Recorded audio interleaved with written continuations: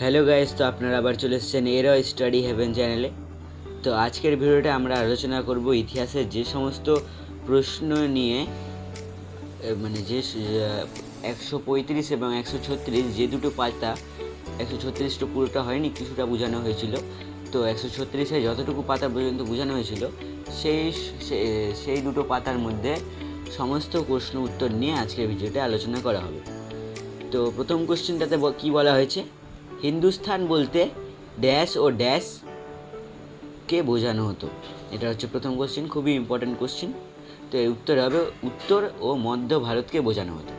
তো এর পরের কোশ্চেনে কী বলা হয়েছে যে 1947 খ্রিস্টাব্দের পরে সেই হিন্দুস্তানের ড্যাশ প্রদেশের ওপর দিয়ে চলে গেল ভারত ভাগের সীমারেখা। এখানে যে 1947 খ্রিস্টাব্দে বলা হয়েছে, এটা কিন্তু বইয়ে লেখা নাই। বইয়ে লেখা ছিল যে 1857 খ্রিস্টাব্দের 90 বছর পরে।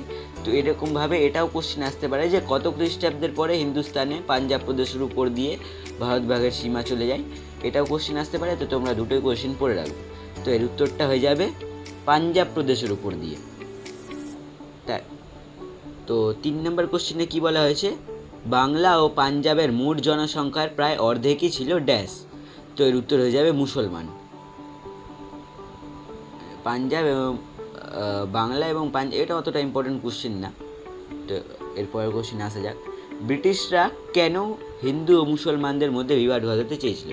এই কোশ্চেনের অ্যান্সারটা একটু বড় হবে, তাই এর অ্যান্সারটা আমি লিখতে পারিনি।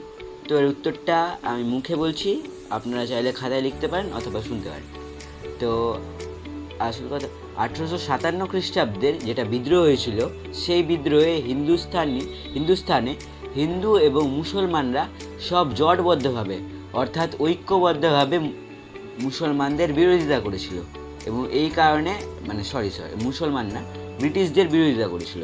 এবং এই কারণে ব্রিটিশরা ভারতের যেটা বিদ্রোহ, তার শক্তিটার কমানোর জন্য তারা কী করেছিল, হিন্দু এবং মুসলমানদের মধ্যে ভেদাভেদ করে দেওয়ার চেষ্টা করছিল, যার ফলে হিন্দু এবং মুসলমানরা আলাদা হয়ে যায়।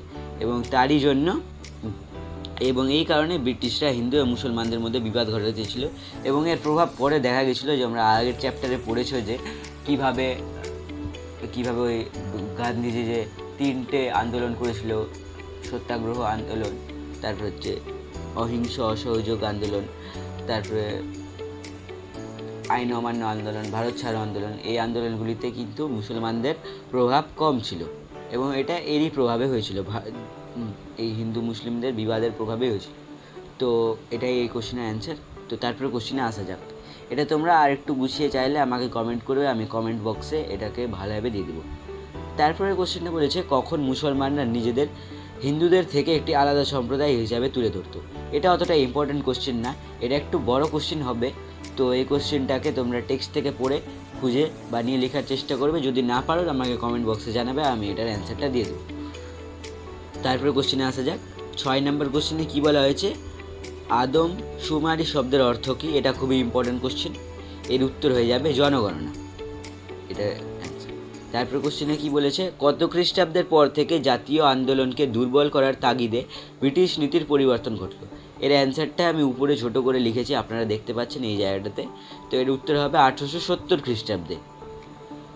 1870 খ্রিস্টাব্দের পর থেকে জাতীয় আন্দোলনকে দুর্বল করার তাগিদে ব্রিটিশ নীতির পরিবর্তন ঘটেছিল। জাতীয় আন্দোলনকে দুর্বল করার জন্য তারা নানান ধরনের পরিবর্তন আনতে শুরু করেছিল 1870 খ্রিস্টাব্দের পর থেকে। খুবই সিম্পল একটা জিনিস। তারপরে 8 নম্বর কোশ্চেন কী বলেছে, কত খ্রিস্টাব্দে বিদ্রোহের পর ব্রিটিশরা হিন্দু ও মুসলমানদের মধ্যে বিবাদ ঘটাতে চেয়েছিলেন। তো এটার অ্যান্সার হয়ে যাবে 1857 খ্রিস্টাব্দে যেটা সিপাহী বিদ্রোহ হয়েছিল, সেই বিদ্রোহের পর ব্রিটিশরা হিন্দু ও মুসলমানদের মধ্যে বিবাদ ঘটাতে চেয়েছিলেন। তো এটাই আজকের ভিডিও। 8টা কোশ্চেন নিয়ে আমরা আলোচনা করছি।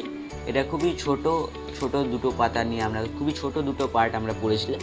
তো এই দুটো পার্ট থেকে আমি এই 8টা কোশ্চেনে আমার ইম্পর্টেন্ট মনে হলো, তাই আমি এই 8টা কোশ্চেনে দিলাম। আবার যতটুকু পাতা পড়ানো হবে তার মধ্যে থেকে আমি আবার কোশ্চেন দেবো। প্রতিদিন মিনিমাম 2টো করে পাতা করানো হবে। আমি এখানকার টাইম টেবিল পরে পোস্ট করে দেব। আপনারা যদি এই ভিডিওটাকে ভালো লাগে তা অবশ্যই লাইক, কমেন্ট অ্যান্ড সাবস্ক্রাইব করে নেবেন চ্যানেলটাকে।